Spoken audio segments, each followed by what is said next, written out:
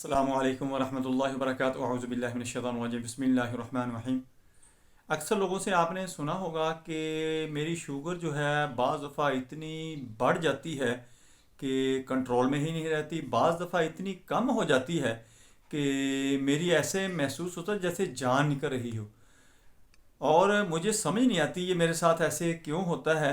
अक्सर डॉक्टर हजरात भी बात सुनकर उनको कोई इतना रीज़नेबल जवाब नहीं दे सकते या देते नहीं हैं कि वो कम से कम इस प्रॉब्लम से निकल आए, कि उसको पता हो कि मैंने क्या खाना है क्या नहीं खाना, मुझे कौन सी चीज़ डिस्टर्ब कर रही है जो मेरी ब्लड शुगर जो है इतनी फ्लक्चुएट हो रही है कि कभी बढ़ रही है कभी बहुत ज़्यादा कम हो रही है। तो मरीज़ को फिर समझ नहीं आती कि उसने मेडिसिन खानी है या छोड़नी है। तो आज मैं आपको बताने की कोशिश करूंगा कि आपकी जो फ्लक्चुएशन है ब्लड शुगर की, कि उसका लेवल जो है कभी बहुत ज़्यादा बढ़ जाता है कभी बहुत ज़्यादा कम हो जाता है, यानी नॉर्मल नहीं रहता। ये क्यों होता है, किस वजह से होता है, आपको क्या करना चाहिए, पूरी वीडियो देखें, आपको बहुत ज़्यादा फ़ायदा होगा। मैं हूं डॉक्टर हफसत दस्तार अंजम, आप देख रहे हैं यूट्यूब चैनल। दोस्तों, पूरी तवज्जो से पूरी यकसुई से इस वीडियो को देख लें, सुन लें, और दोस्तों की को भी आगे आप इसको शेयर कर दें। आपको बहुत ज़्यादा फ़ायदा होने वाला है, क्योंकि शुगर जो है हमारी कम्युनिटी के अंदर, हमारे मुल्क के अंदर, बल्कि तो ये दुनिया के अंदर बहुत तेज़ी से बढ़ रही है, हमारे मुल्क के अंदर भी बहुत तेज़ी से बढ़ रही है। हर दूसरा तीसरा बंदा शुगर से मुतासर हो रहा है, शुगर उसको हो रही है। ये हर बंदे के लिए बहुत ही नॉलेजेबल वीडियो होगी, इसलिए आपने इसको शेयर भी करने हैं और लोगों को ये आपने अवेयरनेस देने के लिए इस नेकी में आपने शामिल हो जाना है। मेरा आज का जो मौजू है वो है fluctuation blood sugar levels, normal और डेंजर। क्या ये नॉर्मल है या ख़तरनाक है? दोस्तों, अक्सर मरीज़ आपने देखे होंगे कि शुगर उनको होती है, पहले थी कि ज़्यादा हो गई मेडिसिन खा ली नॉर्मल हो गई, फिर ज़्यादा हो गई फिर मेडिसिन खा ली नॉर्मल हो गई। लेकिन कुछ अरसा गुजरने के बाद शुगर इतनी ओवर कंट्रोल हो जाती है, इतनी फ्लक्चुएशन होती है कि मरीज़ की समझ में नहीं आती कि किस चीज़ से ये बढ़ती है और किस चीज़ से इसमें कमी आ जाती है।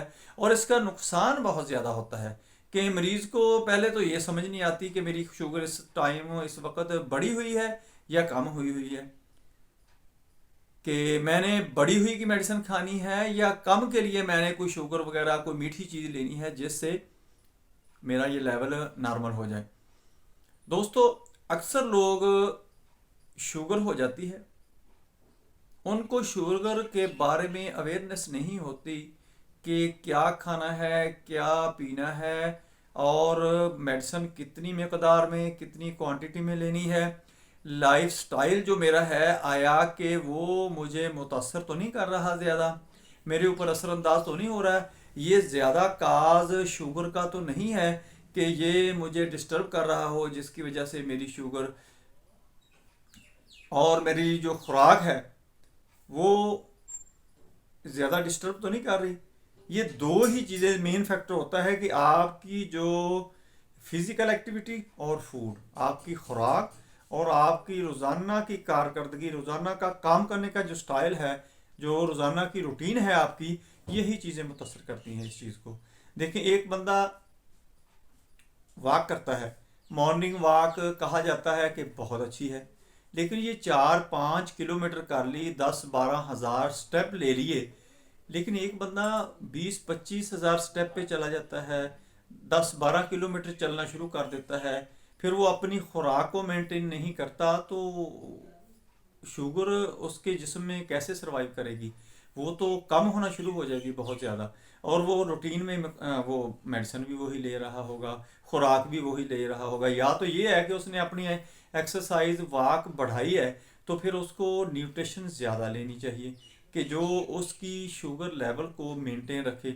और मेडिसिन जो है उसको भी उसको एडजस्ट करना चाहिए कि उसको उस हिसाब से कि कितनी मकदार में उसकी बॉडी को अब रिक्वायर है कि ये शुगर लेवल को कंट्रोल रखे। इसी तरह अगर एक बंदा जिम जाता है, जिम जाने से वो एक्सरसाइज हद से ज़्यादा करता है, हद से ज़्यादा वो वहाँ पर अपनी जो एनर्जी होती है, अपनी शुगर लेवल होता है, जिस्म का ग्लूकोज होता है, उसको कंजम्पशन में ले आता है, यानी कंज्यूम कर लेता है। तो अगर तो नॉर्मल मकदार में करता है फिर तो कोई बात नहीं, उससे शुगर लेवल उसका बेटर हो जाएगा, नॉर्मल हो जाएगा। अगर उसने बहुत ज़्यादा मकदार में कंज्यूम कर लिया तो फिर उसका लेवल बॉडी की रिक्वायरमेंट के मुताबिक जो है उससे भी कम हो जाएगा। ये इंतहाई नुकसानदेह। फिर बाज़ लोग दफ्तर में या ऑफिस में या अपना बिजनेस होता है, दुकान होती है, या घर का काम काज होता है, कुछ लोग ज़मींदारा करते हैं, उनको ये प्रॉब्लम आती है। वो रोज़ाना की रूटीन में वो खाना खाते हैं, रोज़ाना की रूटीन में मेडिसिन लेते हैं, लेकिन बाज़ दफ़ा उनका काम का जो बर्डन होता है, फिज़िकल एक्टिविटी जो होती है वो बढ़ जाती है, इससे शुगर लेवल उनका कम हो जाता है। ये एडजस्टमेंट उनको नहीं करनी आती कि आया कि खुराक में कौन कौन सी चीज़ें बढ़ानी है और मेडिसिन को एडजस्ट कैसे करना है कि जिससे मेरा शुगर लेवल नॉर्मल हो जाए। देखें, एक बंदा है वो मिठाई खा लेता है, 10-12 रसगुल्ले या गुलाब जामुन खाता है, लेकिन उसकी हार्ड वर्किंग इतनी है कि उसके बाद वो अपनी फिजिकल एक्टिविटी शुरू कर देता है, वो उसको कंज्यूम कर लेगा, जो कि बॉडी की कंजप्शन जो होगी उसके अंदर वो बर्न हो जाएगी। कुछ देर के बाद उसका लेवल जो है, शुगर लेवल नॉर्मल सतह पे आना शुरू हो जाएगा। एक वही बंदा है उतने ही 10-12 गुलाब जामुन या रसगुल्ले खाता है, ये शुगर ही है सारी, क्योंकि ये शुगर पेशेंट के लिए ठीक नहीं है। वो कोई काम नहीं करता, यहाँ से उसने मिठाई खाई, दफ्तर के अंदर जाके बैठ गया या अपनी दुकान के अंदर बैठ गया, तो वो कैसे उसको कंज्यूम करेगा?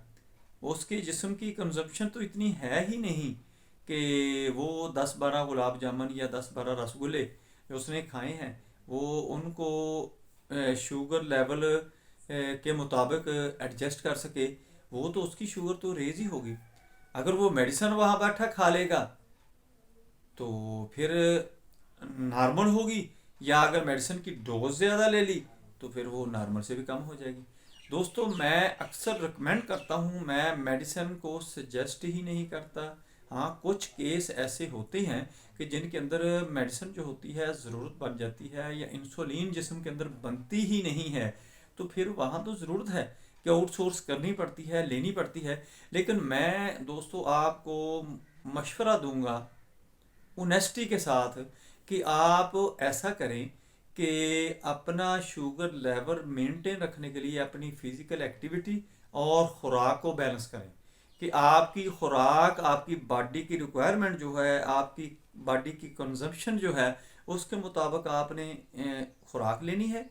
और फिज़िकल एक्टिविटी को फिर आपने देखना है कि मेरी फिज़िकल एक्टिविटी जो है, मेरी मैंने जितनी कैलोरीज ली हैं, जितने कार्बोहाइड्रेट्स, जितनी प्रोटीन, जितनी फैट ली है, मेरी बॉडी की कंजप्शन है। यही होता है कि हम जब ग्लूकोज लेते हैं तो वो जिस्म के अंदर इस्तेमाल होना शुरू हो जाता है। जब हम कोई फिजिकल एक्टिविटी करते हैं, वो ग्लूकोज बर्न होकर जब ख़त्म हो जाता है तो फिर बॉडी को जो फ्यूल चाहिए वो फ्यूल मिलता है उसको फैट से। वो ऐटोमेटिकली वो फैट के ऊपर चली जाती है, वो उसको बर्न करना शुरू कर लेती है, उसको कंज्यूम करना शुरू कर देती है। ये होता है बहुत अच्छा सिस्टम, ताकि आपके जिस्म के अंदर, आपके सेल्स के अंदर जो इंसुलिन, आपने मीठी चीज़ खाई, इंसुलिन आई, उसने क्या करना है, आपके ब्लड से निकाल कर उसको सेल्स के अंदर दे देना है। आपने अगर शुगर खाते रहे, इंसुलिन लाते रहे, जो कि ये मेडिसिन खाने से भी आएगी, इंसुलिन डायरेक्ट लेने से भी आएगी, तो वो आपके सेल्स के अंदर ही उसको देती रहेगी।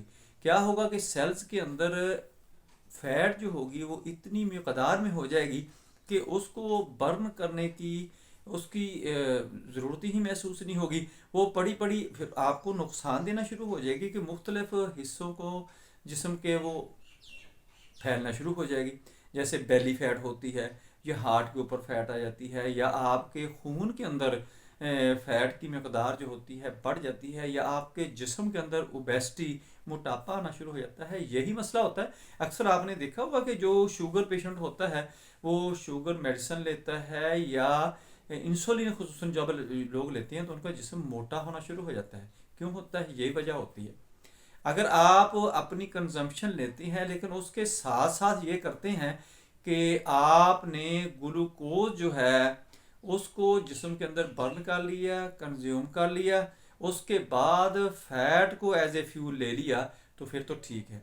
क्योंकि अगर किसी वक्त आपकी जो इंसुलिन रेजिस्टेंस बढ़ती है, आप शुगर ज़्यादा लेते हैं या कार्बोहाइड्रेट्स ज़्यादा लेते हैं, तो वो जब सेल्स के अंदर जाएगी तो वहाँ पर स्टोरेज नहीं होएगी, वहाँ वो इस्तेमाल होती रहेगी, दोबारा फिर जाएगी, फिर दोबारा इस्तेमाल हो जाएगी। अगर आप इसको इस्तेमाल नहीं करेंगे तो फिर आपके लिए प्रॉब्लम होगी। इसके साथ साथ आपने क्या करना है, HbA1c अपना टेस्ट करवाना है, जो 3 मंथ की उसकी मकदार बता देता है कि इसकी क्वांटिटी जो है वो जिस्म के अंदर कितनी है, आया कि नॉर्मल है, ज़्यादा है। चूँकि बाज़ दफ़ा हमारा जो शुगर लेवल होता है वो हम चेक करते हैं वो ठीक रहता है, लेकिन HbA1c जो टेस्ट होता है वो 7-8 पे पहुंचा होता है। ये अगर 4 से नीचे, मैं मोटी मोटी बात बताऊंगा, वैसे तो अगर एज ए मेडिकल टर्मिनोलॉजी बोला जाए तो फिर होता है 3.5 जो होता है वो नॉर्मल है। इससे नीचे नीचे 4 तक जो है वो भी काबिल बर्दाश्त है, लेकिन 4 से जब बढ़ना शुरू होती है तो फिर नुकसानदेह होनी शुरू होती है। और ये एज के साथ भी एडजस्टमेंट इसकी होती है कि 30 साल के अंदर 3.5 जो है वो नॉर्मल अकाउंट होगी।